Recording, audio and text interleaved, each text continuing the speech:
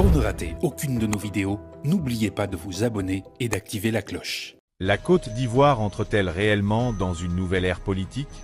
Avec l'annonce du nouveau gouvernement, une question brûle toutes les lèvres.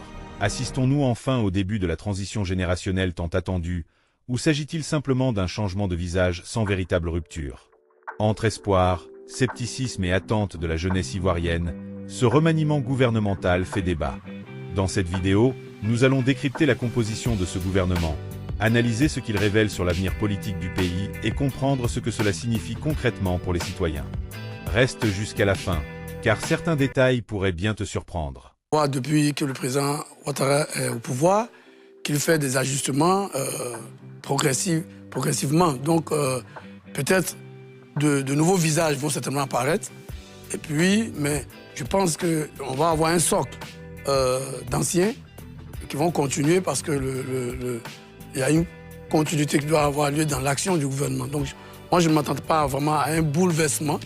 Je m'attends à l'entrée de nouveaux visages au gouvernement, certainement parmi les cadres qui ont fait leur preuve au niveau de différentes directions, des différentes fonctions qu'ils ont occupées. Et puis, je m'attends aussi à ce qu'il y ait peut-être une bonne moitié d'anciens qui ont accompagné le président de la République. Un noyau? Un noyau d'anciens qui ont accompagné le président de la République, notamment aux postes régaliens, pour pouvoir continuer l'œuvre parce qu'il y a des défis importants. Et je crois que le président n'est pas habitué à des ruptures brutales. Donc, je m'attends à un renouvellement peut-être, au mieux des cas, c'est du 50-50. Du 50-50, d'accord, très bien. Alors, messieurs, est-ce que pour vous, dans le contexte actuel, on peut s'attendre à ce début de cette transmission générationnelle, Josias Assemon? Je pense que non. On pourrait avoir ce début de cette transmission générationnelle peut-être dans 2 ans, peut-être dans 3 ans. C'est-à-dire pendant ce mandat, oui, mais là maintenant, non. Non parce que le président de la République a cette tradition-là et ce réflexe de toujours conduire, de toujours travailler avec ceux-là qu'il juge être expérimentés, qui sont à la fois, je le disais la dernière fois, des acteurs qui ont un poids politique et administratif, parce que c'est ça le ministre aussi.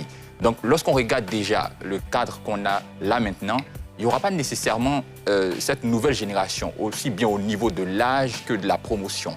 Parce qu'il faut aussi faire la différence lorsqu'on parle de nouvelle génération. Ce n'est pas forcément des gens qui ont 30 ans, 25 ans. Donc le président de la République, dans cette manière de fonctionner, ne va pas nécessairement rapporter de cette nouvelle génération-là maintenant. Mais peut-être on pourrait la voir en 2027, parce que c'est vraiment le dernier virage pour passer le flambeau en 2030. On pourrait la voir en 2028, mais en 2026, je pense que non. Mais connaissons aussi le président de la République qui aime bien nous tromper, nous dribbler positivement. Je pense que peut-être qu'il y aura 2-3 visages qui vont présager cette transmission générationnelle-là, qui pour moi sera véritablement ancrée, amorcée dans les années à venir. Alamine? Oui, pour moi, tout est possible. Tout est possible. Par rapport à cette transmission générationnelle, que ce soit au niveau de l'âge comme au niveau du gabarit, donc de la promotion politique, c'est très possible. Je vois aussi beaucoup de prudence dans les analyses parce que le président Alassane Ouattara difficilement s'énerve en matière de nomination. Mais pour moi, je pense qu'on aura quelques surprises. On aura quelques surprises. Pour la petite histoire, personne n'avait vu venir la nomination de Robert Begré-Mambé au poste de Premier ministre. Exactement. Faut-il s'en souvenir? C'est possible. On peut avoir beaucoup de souvenirs.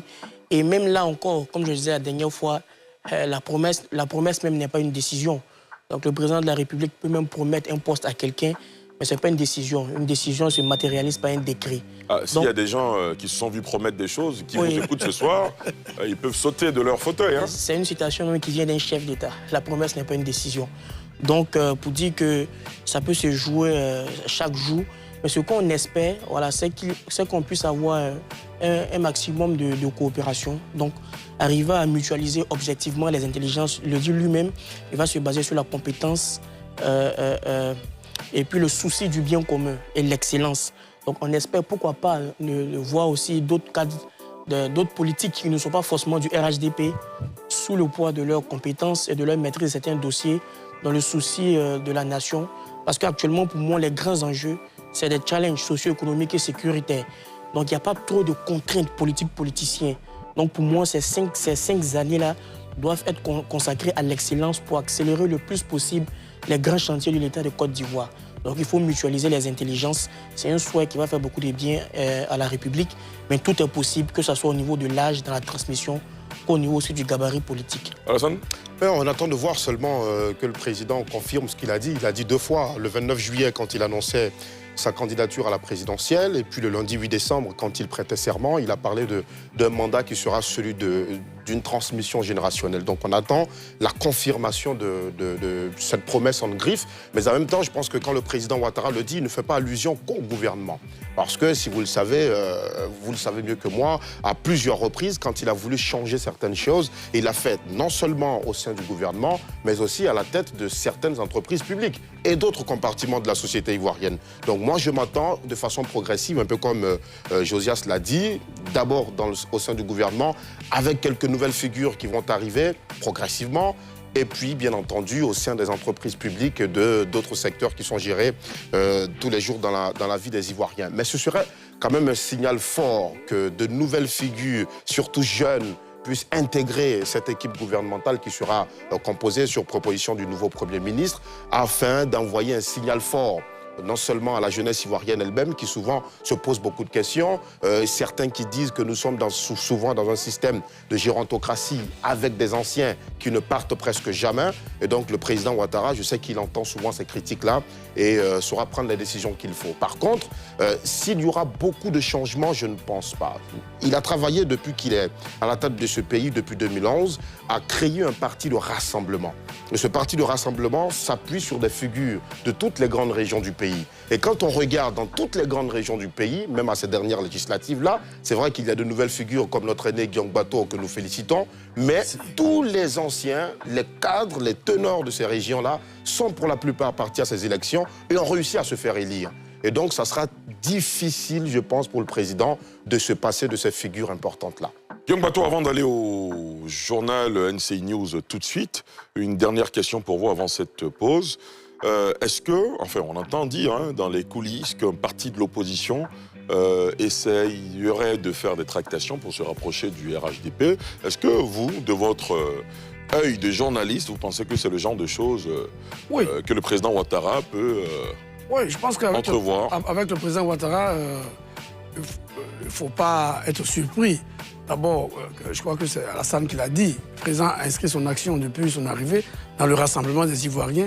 Et il a même dit dans son discours, dans la diversité et la tolérance. Donc, sur cet aspect, ça, je crois que la balle est plutôt dans le camp de ce parti d'opposition qui doit, tu vois, avoir le message pour ses militants pour assurer sa base. Sinon, du côté du président, je crois qu'il n'y a pas de dogme. Le président a toujours voulu travailler avec l'ensemble des Ivoiriens. Il a fait avec la coalition qu'il a portée au pouvoir en 2010-2011, c'est-à-dire le RHDP, qui était d'abord une coalition en plus qui a évolué en parti unifié. S'il y a des partis de l'opposition qui veulent revenir autour de la République dans un souci d'apaisement du climat social et du climat politique, je crois que ce serait une bonne chose. Donc moi, ça ne me surprendrait pas. C'est vrai qu'on voit beaucoup de débats sur les réseaux sociaux, mais heureusement que la politique ne se fait pas que sur les réseaux sociaux et qu'il ne se fasse surtout pas sur les réseaux sociaux. Donc, c'est le président qui appréciera et les forces politiques en présidence devront faire des choix. Je pense que notre pays a besoin aujourd'hui de stabilité, de se concentrer sur les principaux défis. On a parlé de défis sécuritaires, défis sociaux, défis économiques.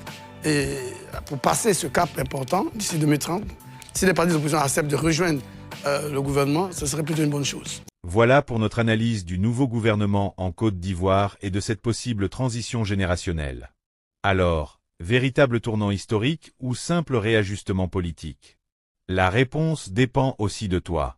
Dis-nous en commentaire ce que tu en penses et comment tu imagines l'avenir politique de la Côte d'Ivoire. Si cette vidéo t'a apporté de la valeur, pense à liker, partager autour de toi et t'abonner pour ne rien manquer de nos prochaines analyses. Active la cloche pour rester informé de l'actualité politique ivoirienne et africaine. À très bientôt pour une nouvelle vidéo.